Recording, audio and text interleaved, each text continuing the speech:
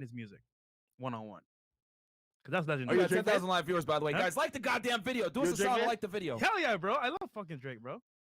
Pause on that.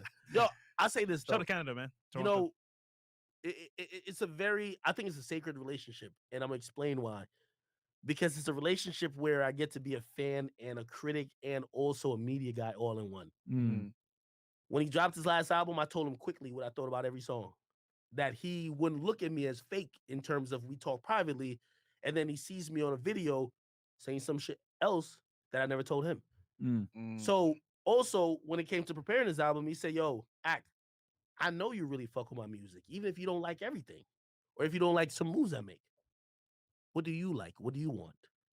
And that one-on-one conversation, I bet so many people would want it with their favorite artists. Yeah, hell yeah. I know Cardi fans. You know, Cardi fans, when Cardi, like, you know, I was featured on his album and, you know, I had a close relationship with, you know, him and his situation getting the last project together.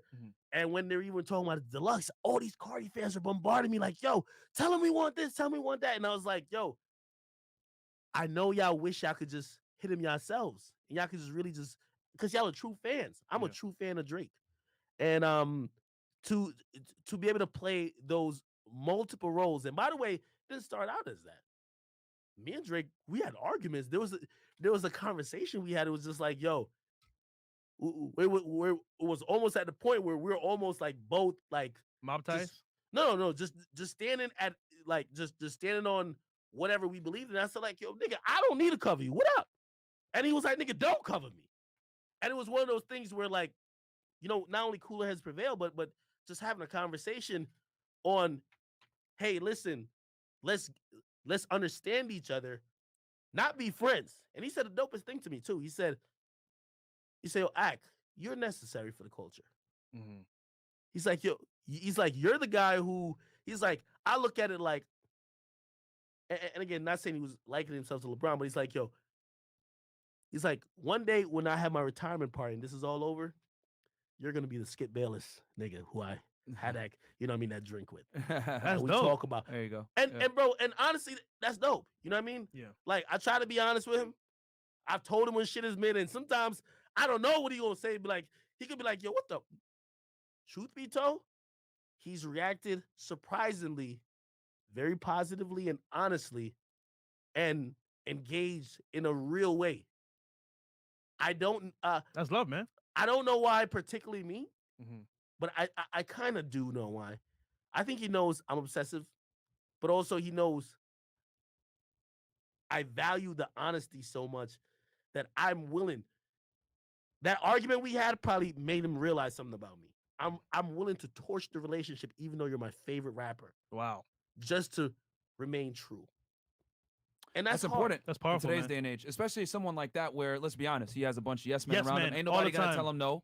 Hell no. So for somebody to call him up, be like, hey man, that song was trash. Rare. Probably never happens. You know what I'm saying? So shout to him. Speaking of your favorite rapper, Meek Mill, how's he doing? No, Meek's good, man. Well, in reality, like, you know, I had an issue with Meek, or really Meek had an issue with me. You know, I'm at the point 6ix9ine or it was before that, right? It was before that. Yeah. You know, I think, you know, in terms of where I land in the landscape of music, I have a media platform, and a lot of people have felt how I used it. It may have been in their favor, it may have not. Didn't he try to cancel you at one point? Yeah, but like even before that, I think Meek really felt like my platform helped sway the masses to think that Drake won the beef. And you know, it's one of those things. I remember infamously with 6ix9ine and Casanova. Casanova didn't like me because of 6ix9ine. He thought I was amping everything up. Yeah. One day, 6ix9ine calls me and his hand is around Casanova, and they're hugging in the club, drinking out of like a 1942 bottle, right? And I'm thinking, wait, so if that guy hated me because of you and he's hugging you, our beef is good. Yeah. A couple days later, Casanova gets online and says, fuck Akademiks still. I'm like, oh man, you're cool with the guy. So it's the same thing with Meek. Like, you're upset at me because of the Drake shit, but you and Drake are cool. Why? We still got issues, but for whatever reason, we had it. Now, I'm gonna be honest with you. I'm at the point with Meek where, like, you know, like, to touch on something else, man, 10 years is such a long time. I had a back and forth with a guy named Vic Mensa. Oh yeah, And this is when I was doing Where's he now, bro? Gone, right? I don't know. But I was doing a show called Everyday Struggle, and I was trying to learn to be professional because I only did YouTube. And I was just always trying to keep the content going, this and third, blah, blah. And I learned really quickly because, according to the online gangsters who watch it, certain shit, you should start fighting, slapping, shooting, right? But anyway, he said something disrespectful on camera. And for me, from everything I learned, I wanted to just keep the conversation going on as content. For me, everything was content. A lot of people told me, yo, you should have not. So when it came to Meek Mill, and even now, I've learned maybe they were right a little bit. Because there's only so much you can let someone disrespect you while you still try to be civil and trying to still talk to them. Of course, yeah. If someone has let you know that they don't value your opinion, they don't even value or respect you as a person or a man, you could extend an opportunity. And that's the thing with Meek. Like, I tried to talk to him for years. He never had a conversation with me until we were on Clubhouse in front of 6,000 people. I reached out to him multiple times. Never wanted to. So you've tried to extend the olive branch. Of course. I wanted to have that conversation with man to man. I've had conversations with Nipsey Hussle, man to man, just me and him on the phone. Meek has only ever wanted to do for audience. I had to realize, and I realized it pretty much in the last year. Right. He doesn't respect you as a man. He doesn't like you. There's nothing you could do. And I don't know if you guys have people like that in your life, but there's some people that no matter what you do, that's true. And you could change yourself, you could change your opinion, you could change whatever. They don't care. Won't like you. Yeah. And that was hard for me to understand that there's nothing I could do for this guy to like me. And I'm gonna be honest with you, I am at the point to say, I don't need that nigga. Yeah, right. Yeah, for sure. And I don't need to have no conversation with that nigga. And it's one of the niggas I used to say, oh, we can have a sit down. I don't want to sit down with Meek Mill no more. It's over. Because I tried. Like, he's someone who has a superiority complex. He sees himself. Oh, he was in a room talking to me and acting like he was too good to address me. You can't do anything. You like at that point, you can't kill yourself to appease someone else. So at this point, I got to the point right now where I'm saying, I'm good. I don't need to talk to you anymore. Yeah. Meek Mill doesn't have the power or the authority. He doesn't have the status. He doesn't have the wit. He doesn't have anything to try to cancel me. Meek is a rapper on the way out. Meek's a rapper who can't even get his artists off the ground. What is Meek gonna do to me? By the way, Meek's a rapper who's 35, who's still trying to act like he's the biggest and toughest guy. That's cute. By the way, we got Playboy Cardi in the chat. Shout out Playboy Cardi, man. Hey, in the chat right now, man. Hey. Playboy Cardi. Salute to Cardi. I think AD is in here too. Shout out to our boy AD, man. I think he's in here as well. Okay. Last question. Oh, yeah. 6ix9ine. Yeah. Why is he untouched? Shout out to him, by the way. And marketing genius. People can say whatever they want to say about 6ix9ine. Yeah. Marketing fucking genius. Is he ever gonna come back to the people, give them music like he used to? What do you guys think about him? I like his music. I don't care what anybody says. I like his marketing genius. I like him. When I ask you, what do you think about him? What do you think about him and the idea that he snitched? I'm not in the streets, so I don't give a shit. I like his music. I think it's funny. I don't think people understand how dangerous, how serious racketeering charges are, and they don't understand like what he was really faced with, and like given his situation with people trying to rob him, everything else like that. How much do you like hip hop? Fucking his baby mom, all that. How much do you like hip hop? I'm a fan, yeah. Do you like it enough where you listen to rappers and you believe their ideals should be the norm or even rule your life? No. That's interesting, and that's why we're at this point. 6ix9ine is really a paradigm shift in terms of the streets have always ran hip hop. Of course, yeah. But when the streets said you were persona non grata, which means you're no good, it's over. That was the end all be all. But now you could have someone like 6ix9ine. The streets still don't like what he did. But there's a bunch of other people who support, contribute, help bring up hip hop to say, I don't care about that. That's where we're at in society. Okay. Here's the thing, though. Yeah, hip-hop he's is blackballed now. He's blackballed. I'm going to be honest with you. What I've realized, man, and, hopefully one day you guys can have a conversation. I would like for people to engage with him is that the conversation in hip-hop, people have just shut him out. Yeah. They've kind of realized that maybe because of his trolling and some of his actions, they're like, why talk to you? Let's just ignore you. Yeah.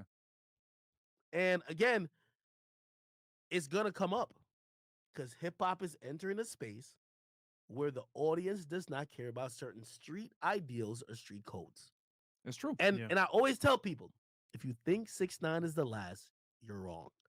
I've been here long enough to know a troll, a snitch, someone who goes against everybody, an antagonist, is not only unique to one nigga. It's gonna come back around.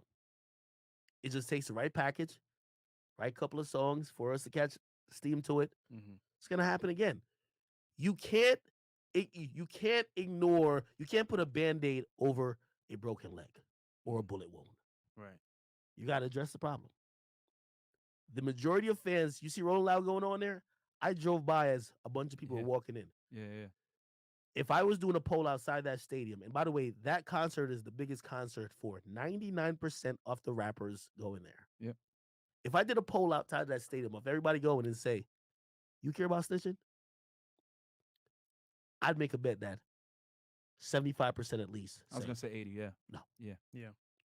Hip hop has transcended the streets, man. It's an international genre of music now. The streets still matter. Yeah. Yeah. Of course. But the people who aren't from the streets or who don't care about the streets are a thing. Hip hop has still ignored that. Yeah. They won't address it because it pretty much deals with and shakes the foundation of the shit. Right. But like everything, the internet shook the foundation of radio. Yeah. Netflix shook the foundation of TV. Yep. You could act like it don't exist, like, oh, I don't see it.